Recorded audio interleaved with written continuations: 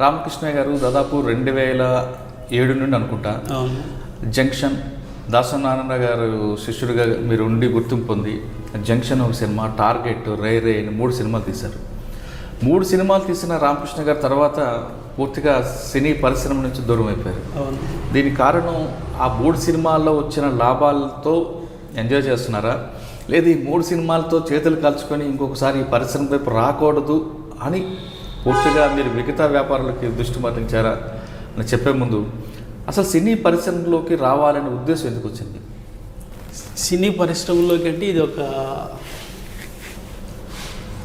Unlimited circle. ఒకటి first నేను real estate business, నాకు విపరీతమైన ల్యాండ్స్ ఉండేవి. సరే సర్కిల్ ఇంప్రూవ్ కావాలి, లేదు అంటే అప్పుడు మనకు సినిమా గురించి నాలెడ్జ్ లేదు. నాలెడ్జ్ లేకుండా దిగే వాళ్ళమే ఎక్కువ ఉంటాం. ఆ దిగిన దాంట్లో నేను వచ్చిన పర్పస్ ఏంటంటే సర్కిల్ హెవీగా ఏర్పడుతుంది, బిజినెస్ ఇంకా ఇంప్రూవ్ చేసుకోవచ్చు, నాకు రియల్ ఎస్టేట్ ల్యాండ్స్కు దీనికి సూటబుల్ అవుతుంది అనే ఉద్దేశంతో నేను అడుగుపెట్టిన. స్టార్టింగ్ ఏ గులతోనో ఏ యావతోనో కాదు, బిజినెస్ ఇంప్రూవ్మెంట్ కానీ దిగా. అయితే దిగే వరకే ఈ ఫీల్డ్ మన చేతిలో ఉంటుంది, దిగిన తర్వాత మన చేతిలో ఉండదు అన్నది క్లియర్గా అర్థమైంది. అన్ని మాయమాటలు, ఎలా దింపాలి, ఎలా నష్టపరచాలి, ఎలా లాక్కోవాలనే ఆలోచనే తప్ప మిగతా బిజినెస్లో లాగా మనం దానికి మేలు చేద్దాం, దాన్ని ఇన్వెస్టర్కు లాభం చేసి మనం ₹1 తింటామన్న ఆలోచన ఈ సినిమా ఇండస్ట్రీలో ఉండదు. అది దిగిన తర్వాత తెలుసుకున్నది. నేను ఫస్ట్ కొత్త ఆర్టిస్టులతో వెళ్ళాను. కొత్త ఆర్టిస్టులతో అంటే పర్చూరి బ్రదర్స్ అంటే ఫేమస్ ఇండస్ట్రీలో. సో వాళ్ళ అబ్బాయిని పెట్టి తీస్తే మంచి మార్కెటింగ్ ఉంటుంది, మంచి స్టోరీ వస్తుంది, ఎక్సలెంట్ సినిమా కూడా ఇవ్వగలుగుతారు వీళ్ళని నన్ను స్టార్టింగ్లో దింపారు. అసలు మీకు సినీ పరిచయం చేసిన వ్యక్తి ఎవరు? ఇక్కడ ఆఫీస్ ఓపెన్ చేసిన కృష్ణానగర్లో. ఎవరిని ఆదర్శంగా తీసుకొని అందులోకి వచ్చారు? ఎవరి ద్వారా మీరు ఆ ఫీల్డ్లోకి కాలు పెట్టారు? ప్రేమ్ రాజ్ అని ఒక డైరెక్టర్, అతని ద్వారా వేము అని అతను ఒక డైరెక్టర్, మన బాబు మోహన్ సినిమా సమ్మక్క సారక్క మహత్యం, వీళ్ళిద్దరూ ఇన్స్టెంట్గా ఎక్కడో పరిచయం అయినారు. పరిచయమై ఇలా దీంట్లోకి రావడానికి కారణం. కృష్ణానగర్లో ఆఫీస్ తీశారు. కృష్ణానగర్లో ఆఫీస్ తీసాను. ఆఫీస్ తీసి మామూలుగా రియల్ ఎస్టేట్ అని ఇంకా ఈడ మ్యాక్సిమం డబ్బు ఉంది అనగానే సార్ ఇది ఇలా అనేది. ఆఫీసు సినిమా కోసం తీసారా లేదా మీ రియల్ ఎస్టేట్ పర్పస్ తీసుకున్నా? అంటే కృష్ణారెడ్డి ఎందుకు పెట్టాల్సి వచ్చింది? అంటే రెండింటికి పనికి వస్తుందన్నా? రెండింటికి కాదు, సరౌండింగ్ అప్పుడు సిటీ ఇంప్రూవ్ కాలేదు సిటీ. సరౌండింగ్ ఏరియాస్ అన్నిటికీ నియర్ ప్లేసు, ప్లస్ ఇక్కడ చాలామంది ఆఫీసులు రియల్ ఎస్టేట్ కానీ సినిమా ఆఫీసులు కానీ ఇక్కడ ఎక్కువ ఉండే. ఆఫీసులు అంటే అమీర్పేట, కృష్ణానగర్ ఈ బెల్ట్ ప్రపోజ్ చేసేవాళ్ళు. కూకట్పల్లి అంటే కూడా అంత ఇష్టం, అంత లైక్ చేసేవాళ్ళుగా తెలియదు. ఇవైతే కేర్ ఆఫ్ ఈజీగా ఉండేటివి, అట్లానే ఇక్కడ సెలెక్ట్ చేసుకున్నాం. తీసిన తర్వాత ఎవరి ద్వారా? First real estate business man వచ్చారా లేదా ఎవరు వచ్చారు మీకు ఫస్ట్ సినిమా పరిశ్రమకు సంబంధించి? అదే డైరెక్టర్స్, ఆర్టిస్టులు ఇట్లా కొంతమంది ఉంటారు. వైభవ్ అని ఒక ఆర్టిస్ట్ ఉండే, అతను అలా వచ్చాం దీంట్లోకి. ఏమన్నారు? అయితే ఫస్ట్ 70 lakhsలో బడ్జెట్ అని పర్చూరి వెంకటేశ్వరరావు కొడుకు హీరోగా, పర్చూరి బ్రదర్స్ స్టోరీ, డైరెక్టర్ కూడా వాళ్ళే, ప్రేమ్ రాజ్. 70 lakhs అన్నారు. సరే 70 lakhs ఒక 2 కోట్లు మార్కెట్ అవుతుంది, మహా అంటే ₹1 కోటి హైయెస్ట్ ఒకవేళ బడ్జెట్ పెరిగితే కూడా అన్నారు. సరే అని దిగిన. అన్నీ అడ్వాన్స్లు ఇచ్చడం అయిపోయింది. దిగిన తర్వాత మీరు పరుచూరి బ్రదర్స్ గారు కలిసారా వెళ్ళి? కలిసాము. ఏమన్నారు వాళ్ళు? వాళ్ళు కూడా వెరీ గుడ్ సార్, మంచి సినిమా ఇస్తాము అని సురేష్ బాబు గారిని అందరినీ, చాలా సీనియర్స్ అందరినీ కూడా కల్పించారు వాళ్ళు. ప్రతి ఒక్కరూ ఎంఎస్ రాజు కానీ అందరూ అప్పుడు మాకు పరిచయం అయింది వాళ్ళ ద్వారానే. అయితే కల్పించారు. గెస్ట్ హౌస్ ప్రగతి రిసార్ట్స్లో కూర్చున్నాము కొన్ని రోజులు. స్టోరీ అన్నారు. ఓకే, స్టోరీ వాళ్ళే సెలెక్ట్ చేసుకున్నారు. షూటింగ్ స్టార్ట్ అయింది ప్రేమ్రాజ్ అనే డైరెక్టర్తో. సినిమా పేరేం పెట్టారు? జంక్షన్ పేరు అదే. అయితే అంటే జంక్షన్ అండ్ టైటిల్ ఎందుకు మీరు సెలెక్ట్ చేసుకున్నారు? అది ఒక హిందీ స్టోరీ, హిందీలో సూపర్ హిట్ అయింది. హిందీ సినిమా పేరు గుర్తు రావట్లేదు. అది సూపర్ హిట్ అయింది. దాని ఆధారంగా తీసుకున్న సినిమా ఇది జంక్షన్. అయితే ఒక్క సాంగ్ మయూరితో చేసినాం ఫస్ట్ షూటింగ్ స్టార్టింగ్. ఒక్కటే సాంగ్కి 6 లక్షలు ఖర్చు అయింది. ఒక్క సాంగ్కి 6 లక్షలు ఖర్చు అయితే సినిమా మొత్తానికి ఎన్ని కోట్లు అవుతుంది అని భయం వేసి వాడిని డైరెక్టర్ నా సినిమాతోనే ఎండ్ చేసి వాళ్ళకు మళ్ళీ ఎక్స్ట్రా పేమెంట్ ఇచ్చి అనిల్ అని ఇంకొక డైరెక్టర్ని తీసుకున్నాం. అనిల్ను తీసుకున్న తర్వాత రామనాయుడు స్టూడియోలో 15 నుంచి 20 రోజులు షెడ్యూల్ తీసిందే తీస్తున్నారు. నాకు అప్పుడు టైం షెడ్యూల్ కుదరలే. నాకున్న బిజినెస్కు ప్లస్ సినిమా మీద అవగాహన లేకపోవడం, 2 కారణాల వల్ల నేను అంత టైం స్పెండ్ చేసి దాని గురించి నాలెడ్జ్ తెలుసుకునేవాడిని కాదు. 20 రోజులు అయిపోయింది. 15వ రోజు నేను అడిగా. అప్పటికి ఆల్మోస్ట్ ఆర్టిస్టులతో తీసేసినారు. Brahmanandam, Ali, Venu Madhav, almost senior comedians అన్నీ అయిపోయినాయి. ఏంది ఇదే రోడ్డు, ఇదే కథ, ఏం చేస్తున్నారు వీళ్ళని ఓ రోజు నిలదీసిన డైరెక్టర్ను. ఏం జరుగుతుంది ఏంటంటే, ఇప్పటికీ స్టోరీ వేయలేదు సార్ పరుచూరి బ్రదర్స్ అన్నారు. ఇంకా అక్కడ నేను ఏమైపోతా, ఏం చేయాలి, ఎవరి మీద స్టోరీ రాకుండా మీరు ఎందుకు క్లాప్ కొట్టారు సినిమా? అది డైరెక్టర్ను పరుచూరి బ్రదర్స్ని అడగాలి. ఏంటి స్టోరీ వాళ్ళ సొంత కొడుకుకు స్టోరీ రెడీ కాకుండా ప్రొడ్యూసర్తో ఎందుకు ఇన్వెస్ట్ చేయాలి, ఎందుకు అడ్వాన్స్లు ఇప్పించాలి, ఇది వీళ్ళు చేసే. అప్పుడు ఏదో స్టోరీ పట్టుకొచ్చి టక అప్పుడు అంటే స్టోరీ ప్రిపేర్ కాకుండా ఒక సాంగ్, మరి దేని ఏ బేసిక్లో సాంగ్ తీశారు? లైన్ ఉంటుంది, స్క్రిప్ట్ వేరు, లైన్ వేరు. లైన్లో ఆ అమ్మాయి రోల్, ఆ అమ్మాయిలో రోలు ఇది ఏది ఏమంటారు,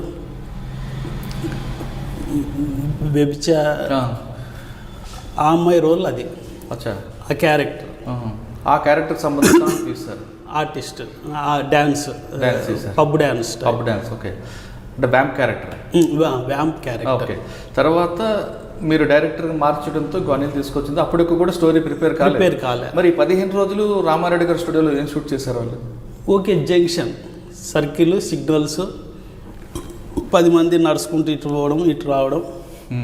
ఏమి ఒక రోజు 2 రోజులు అయితే నాకు కూడా తెలిసేది కాదు. 15 నుంచి 20 రోజులు సేమ్. అంటే మీ తరపున ఎవరు లేరు అక్కడ? మీ ప్రొడక్షన్ మేనేజర్ అంతా కొత్తలే కదా, నాకు ఇండస్ట్రీ పరిచయం లేదు కదా. ప్రొడక్షన్ మేనేజర్తో సహా అంతా కొత్తలే. ఎవరు కూడా చెప్పడానికి భయపడతారు. వాళ్ళు తినేది పోతుంది, ప్లస్ ఇతరుల మీద నెపం వేయలేరు. అందులో పరుచూరి బ్రదర్స్ అంటే భయపడే వాళ్ళే ఎక్కువ ఉంటారు. అందువల్ల అది ఆ విధంగా అయితే సరే, ఏదో విధంగా స్టోరీ తీసినాం, అన్నీ అయిపోయినాయి, సినిమా షూటింగ్ అయిపోయింది. సినిమా అండర్ ప్రొడక్షన్లోనే శాటిలైట్ కూడా 80 లక్షలు అమ్మినాం ఆ రోజు. 1,60,00,000 అయింది. 80 అనుకున్నది 1,60,00,000 అయింది. సరే, ఓకే, హ్యాపీ. 80 ఇదే వచ్చింది కదా. మార్కెటింగ్ కూడా వచ్చింది. మార్కెటింగ్ వస్తే మార్కెటింగ్లో director, hero, sir 80 lakhs satellite అమ్మితే ఇది 2 కోట్లకు అమ్మేస్తాం, నీకు లాస్ లేకుండా చేస్తామని వచ్చిన మార్కెట్ను చెడగొట్టినారు. నాకు అంతవరకు తెలియదు. ఒక్కసారి డిస్ట్రిబ్యూటర్స్ వచ్చి అడిగిపోతే వాళ్ళకి ఆ రోజు అమ్మలేదనుకో, మళ్ళీ రారన్న విషయం నాకు ఆ రోజుకు తెలియదు. లేదు బెల్లంకొండ సురేష్కు చూపిస్తాము, ఆయన అయితే ఇమ్మీడియట్గా సింగిల్ పేమెంట్ ఇస్తాడు అన్నారు. నేను వేరే వాళ్ళని ఎంక్వైరీ చేస్తే బెల్లంకొండ సురేష్ అనే ప్రొడ్యూసరు పాజిటివ్గా తీసుకుంటే ఓకే, నెగటివ్గా తీసుకుంటే అది కిల్డ్ అని వేరే ఫ్రెండ్స్ చెప్పినాక విన్నా. నేను అదే మాట రవితో చెప్పిన, హీరోకు డైరెక్టర్కి చెప్పిన, ఇది తప్పు అవుతుందేమో అన్నారు. ఓ రోజు రామనాయుడు స్టూడియోలో ఉన్నాం. 3 రోజులు వెంకటేష్ గారు డైలీ ఈవినింగ్ వాకింగ్ చేసుకుంటుంటాడు, నన్ను చూస్తున్నాడు ఏంటి అని. ఓ రోజు హీరో కూడా వచ్చినాడు, మా రవి కూడా వచ్చినాడు. ఏంట్రా అవుతుంది, ఏం చేస్తున్నారు, ఎందుకు ఇక్కడ వెయిటింగ్లో పెడుతున్నారు, ఏదో ఒకటి తేల్చవచ్చు కదా అంటే, నెక్స్ట్ డే అందరు ప్రొడ్యూసర్లు నన్ను డైరెక్ట్ డిస్ట్రిబ్యూటర్స్ను అందరిని పిలిపించి షో చేసినారు. నాకు తెలుసు సినిమా ఏమి లేదు, సినిమా వాష్ అవుట్ అనే నాకు తెలుసు. నిర్మాతకి ముందే తెలుసు, నాకు తెలిసిపోయింది. తెలుసు, మనం సినిమాలు చూస్తుంటాం కదా సార్, ఏ విధంగా వెళ్తే దాన్ని కూర్చోగలము, ఏ విధంగా సినిమా ఉంటే మనం మధ్యలోనే లేచిపోతుంటాం అనేది మనకు అనుభవమే కదా. ఏమే స్టోరీ వాష్ అవుట్ అనేది తెలిసిపోయింది. ఇంకా నేను ఆ రోజే ఆశ వదులుకున్నా. ఎప్పుడైతే ప్రివ్యూ చేసినారో నేను ఆ రోజు ఆశ వదులుకున్నా. సినిమా ఫ్లాప్ అనే ఉద్దేశంతో ఆడియో ఫంక్షన్లో కూడా నేను పార్టిసిపేట్ చేయాలి. ప్రొడ్యూసర్గా నేను పార్టిసిపేట్ చేయకపోవడం అంటే ఇంక ఎంత నిరుత్సాహపడి ఉంటాను అనేది మీరు అర్థం చేసుకోండి. ఆల్మోస్ట్ రామ్ చరణ్ వచ్చినాడు, వెంకటేష్ గారు, ఆల్మోస్ట్ ఆర్టిస్టులు అందరు వచ్చినారు, హేమహేములంతా. కానీ నేను స్టేజ్ ఎక్కలే. ఆ ఖర్చు మాత్రం మీదే? ఖర్చు నాదే. ఎంత అయింది అప్పటికి ఆడియో ఫంక్షన్? ఆడియో ఫంక్షన్కి అప్పుడు 2000 3-4 లక్షలు అయింది. ఎందుకు అంత ప్రమోట్ చేయాల్సి వచ్చింది ఏది ఆడియో ఫంక్షన్? అంటే హీరో ఇంట్రడ్యూస్ కదా హీరో. కొత్త హీరోని ఇంట్రడ్యూస్ చేయాలంటే ప్రమోషన్ బాగుండాలి. కొత్త హీరోని ఇంట్రడ్యూస్ చేయాలనుకుంటే అతను ఆల్రెడీ ఫిల్మ్ బ్యాక్గ్రౌండ్స్ వచ్చిన వ్యక్తి కాబట్టి వాళ్ళ నాన్నగారు చేయకుండా మీరు కొత్తగా వచ్చిన ప్రొడ్యూసర్, ఏదైనా ప్రొడ్యూసర్కి రెస్పాన్స్. ఇంట్రడ్యూస్ చేస్తానని వచ్చింది నేనే కదా, గుల నాది కదా. గుల నాది కాబట్టి వాళ్ళు వేసుకునే చెప్పులతో సహా మనం కొనేయాల్సిందే. సినిమా అంటూ స్టార్ట్ అయితే వాళ్ళు వేసుకునే చెప్పులతో సహా మనం కొనేయాల్సిందే. అది సిస్టమ్. ఓకే, ఆడియో ఫంక్షన్ పెట్టారు కానీ మీరు నేను స్టేజ్ ఎక్కలే. ఎందుకు? ఇంట్రెస్ట్ లేదు. అంటే ప్రతి ఒక్కరు ఎట్లా ఉంటుందంటే సినిమా ప్రమోషన్లో మేము అంత కష్టపడ్డాం, ఇంత కష్టపడ్డాం, సూపర్ అయింది, అదైంది, ఇది అంటాడు. వాళ్ళ మనస్సాక్షిగా చెప్పమని ఒక్కడు కెమెరా ముందుకు రాలేడు. అది వెరీ రేర్ పర్సన్స్ రాగలరు. ఎందుకంటే వాళ్ళకి ఆ కాన్ఫిడెన్స్ ఉన్న వ్యక్తులే రాగలుగుతారు. మనస్సాక్షి ఒప్పుకోకుండా నాలాంటి వాళ్ళు కొంతమంది ఉంటారు. నేను మీడియా ముందు కూడా ప్రెస్ మీట్లలో కూడా నేను ఎప్పుడు నోరెత్తి మాట్లాడలేదు, ఓకే కూర్చున్నా. 3 సినిమాలలో కూడా నేను కూర్చున్న ప్రేక్షక పాత్ర వహించానే తప్ప ఒక నిర్మాతగా నేను నోరెత్తలేకపోయా. కానీ ఫస్ట్ సినిమాలో కనీసం నిర్మాత మీరు అని పరిచయం చేశారా మీడియాకి? ఫస్ట్ సినిమాలో ఆడియో ఫంక్షన్లో అదే నేను ఎక్కలే, స్టేజ్ ఎక్కకపోయినా సినిమాకి నిర్మాత అనౌన్స్ చేసినారు, వాళ్ళు పిలుస్తున్నా కూడా నేను బయట సిగరెట్ కాల్చుకుంటూ నిలబడ్డా తప్ప ఇంకా వెళ్ళలేదు. ఎక్కువ టైం ఉండరు కదా, సీనియర్స్ కదా, ఆర్టిస్టులు కానీ డైరెక్టర్స్ అందరూ ఆల్మోస్ట్ వచ్చినట్టు, రాఘవేంద్ర, కోటి రామకృష్ణ అందరూ ఆల్మోస్ట్ రావు వచ్చినట్లే. సో వాళ్ళు ఎక్కువసేపు వెయిట్ చేయరు కదా. సో ఇదేదో తేడా ఉంది అన్నట్లు క్లోజ్ చేసేసినారు, ఎవరు భోజనాలు వాళ్ళు చేసినారు, వెళ్ళిపోయినారు అంతే. ఇది బెల్లంకొండ సురేష్ చూసినాక కోనాడయ్యా అని చెప్పినప్పుడు వాళ్ళు వినలే. ఇంకా ఏ డిస్ట్రిబ్యూటర్ రాలేదండి. ఎందుకు ముందు వచ్చిన 2 కోట్లని వదులుకున్నారు? అదే ఈ హీరో డైరెక్టర్ చేసిన నిర్వాకం ఎందుకు ఇంకా ఎక్కువ వస్తుంది. ఓకే, ఆశపడ్డా. శాటిలైటే 80 lakhs అమ్మినప్పుడు సినిమా ఇంకెక్కువ వస్తుంది, అది మేము ఇస్తాం డబ్బులు అని వాళ్ళకి అవగాహన లేక, వాళ్ళకి అవగాహన లేకనే మరి ఆశ అనేది అవగాహన లేనప్పుడే వస్తుంది. ఓకే, బెల్లంకొండ సురేష్ గారు చూశారు, అందరూ వచ్చినారు. అలా ప్రివ్యూ అందరూ రామనాయుడు స్టూడియోలోనే వేసినాము. ప్రివ్యూ అందరూ చూశారు. ఆ రోజే కిల్డ్. ఇంకా థియేటర్స్ వరకు నేను సొంతంగా జగదీష్ గారితో, సురేష్ బాబు వాళ్ళతో మాట్లాడి థియేటర్స్ వరకు వాళ్ళు చేయగలిగారు. ఎంత ఒక్కొక్క థియేటర్కి మీరు పే చేస్తారు? ఇంక లేదు, ఓన్ రిలీజ్ తీసేసి వస్తే డబ్బులు ఇస్తామన్నారు. సురేష్ బాబు గారు, సురేష్ బాబు గారు, రామనాయుడు గారు ఆయన ఆ హెల్ప్ చేసి పెట్టాడు. నాయుడు గారు సినిమా అంటే రిలీజ్ చేస్తాం, వస్తే డబ్బులు ఇస్తాం, రాకపోతే లేదు. లేదు.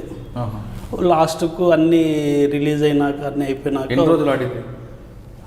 2 రోజులు మొత్తం ఆంధ్రప్రదేశ్ మొత్తం. అంతే. ఎన్ని థియేటర్లు ఇచ్చారు? 100కి పైకి ఇచ్చాం. రిలీజ్ అయితే 100 థియేటర్ల పైన ఇచ్చాం, కానీ నిలవలేదు. నెక్స్ట్ ఒక 50,000 నేనే కట్టాల్సి వచ్చింది లాస్ట్లో. ఏంటి, మీకు అసలు రూపాయి కూడా రాలేదు? రాలేదు. హిందీ రైట్స్ దాదాపు అప్పటికి సినిమా బడ్జెట్ ఎంతకు వచ్చింది లాస్ట్ వరకు? 1,60,60 లక్షలు.